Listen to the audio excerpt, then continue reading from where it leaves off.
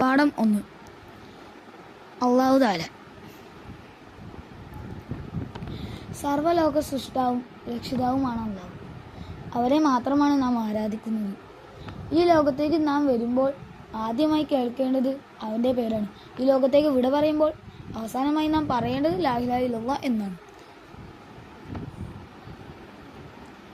നമ്മുടെ ഓരോ ചലനവും അവൻ്റെ ഇഷ്ടവും പ്രീതിയും നേടാനുള്ളതാണ്.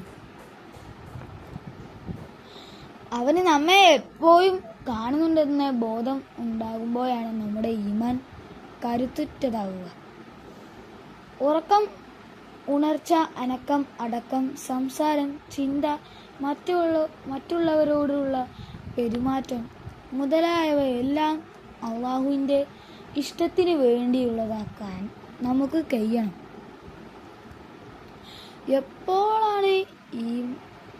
അപ്പോഴാണ് ഈമാനിൻ്റെ മാധുര്യം അനുഭവിക്കുക. 3 കാര്യങ്ങൾ ഒരാളിൽ ഉണ്ടായാൽ അദ്ദേഹം ഈമാനിൻ്റെ മാധുര്യം അനുഭവിച്ചു. 1. അള്ളാഹുവിനെയും അവൻ്റെ റസൂലിനെയും എല്ലാറ്റിനേക്കാൾ സ്നേഹിക്കുക. 2. അള്ളാഹുവിന് വേണ്ടി മറ്റൊരാളെ സ്നേഹിക്കുക.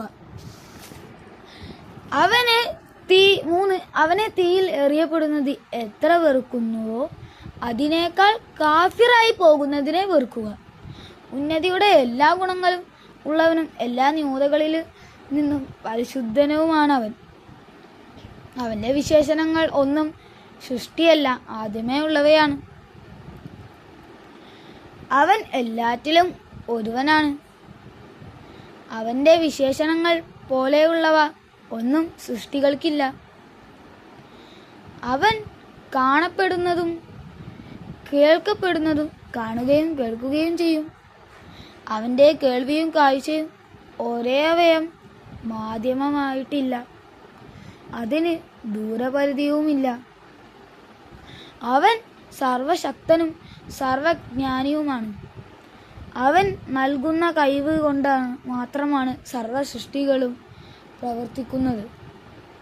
ഒരു സൃഷ്ടിക്കും അവൻ കഴിവ് നൽകാതെ ഒന്നും ചെയ്യാനോ വിചാരിക്കാൻ പോലും കഴിയുകയില്ല.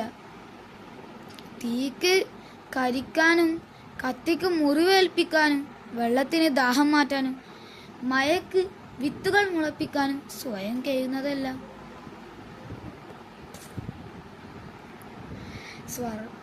സർവലോക സൃഷ്ടാവും